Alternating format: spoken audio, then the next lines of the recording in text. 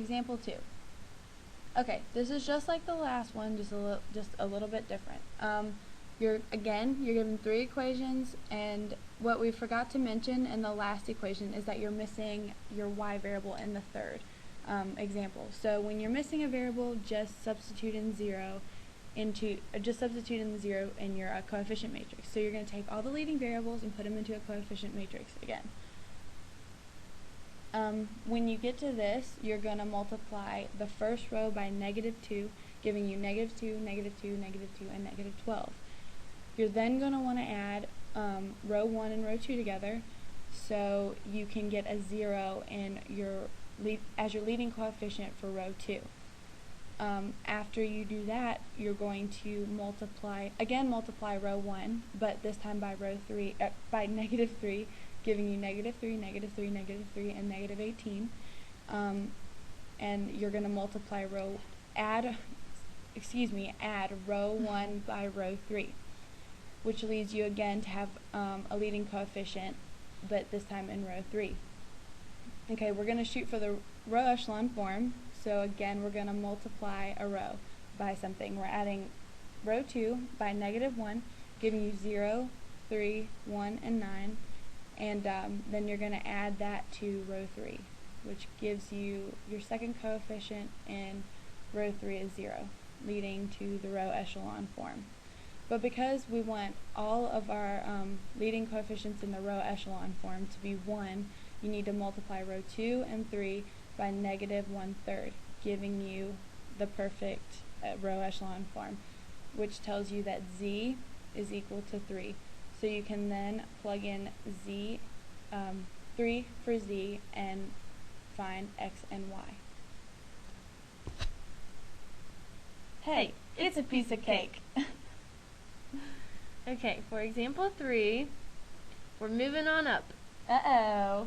But it'll be okay. Yeah. Okay, so, I'm sorry.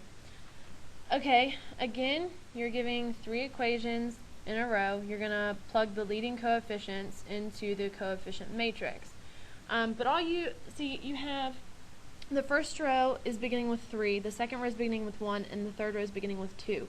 We want to rearrange each of the rows so that 1 can become the first row, and then 2 the second, and then 3 the third. It just makes it easier for you to solve for the zeros of the leading coefficients. So what we want to do now, once you have your arrangement in order, you want to multiply row 1 by -2, which gives you -2, -2, 4, and -6. You then add that to row 2, and it cancels out your leading coefficient, giving you 0. Next, what you want to do is multiply the first row again, but by -3, kind of like the equation before, and add that to row 3. So then you are given your leading coefficient for the third row as 0. Like the equation before, these two, the second coefficients of row 2 and row 3 have the same coefficients of the same sign. So all you have to do is multiply row 2 by a -1, which gives you 0, a +5, a -10, and a -2. When you add those to row 3, you get your second coefficient of row 3 is 0, but you also get the third.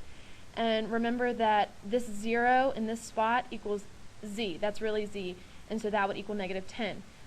0 cannot equal -10, so this equation is inconsistent. Example 4. Oh snap, this might be a bit tricky. This is a mini solutions case. Again, as Carrie mentioned before, you have no x variable for the second equation, which would be you just put 0, and then you also do not have a z variable for the third equation, so you just put 0 again.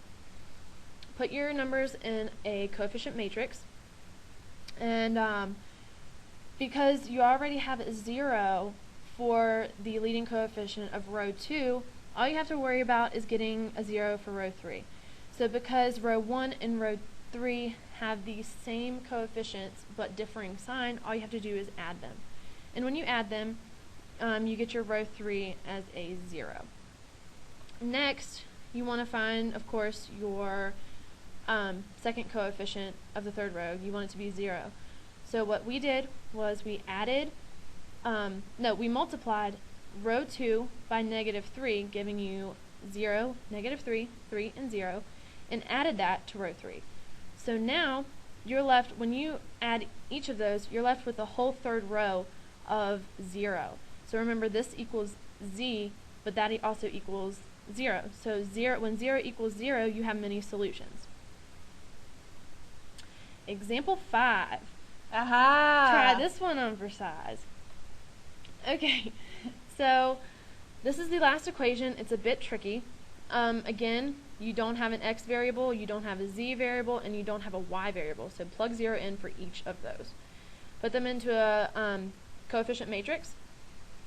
And we also wanted to rearrange these because you don't want a 0 as the leading coefficient of row 1. So just move the 2 up to the first row and move the next 2 down. So what we wanted to do to get a leading coefficient of 1 in the first row was just multiply row 1 by 1/2, giving us 1, 0, negative 3 halves, and 5. Next, the second row has a 0 as a leading coefficient, so don't really worry about that right now. So we want to get the third row. So we multiplied row 1 by negative 3, and then added that to row 3. So when you do that, you now have your leading coefficient in the third row is 0. Now, this is where it gets a bit tricky because there's really nothing you can multiply, no whole number you can multiply one of these to get a 0 in the second coefficient. So, if you remember the whole flip and multiply things, so if I divided 6 by negative 6/3, if you flipped and multiplied that negative 6/3, you were really multiplying 6 by a negative 3/6. So the 6's would cancel out, so you're left with a negative 3. So you do that for each of these. You multiply row 2 by negative 3/6, and when you do that, you have a 0, a negative 3, a negative 2, and a 6. You would then add that to row 3. And when you do that, you have your perfect row echelon form, and it isn't really necessary to put these leading coefficients into 1 or make them 1, because your 5/2 z already equals 0, and if you're dividing anything by 0, then it equals 0. So z equals 0. You then use your z and plug that back into the equations to give you your x and y. Yay!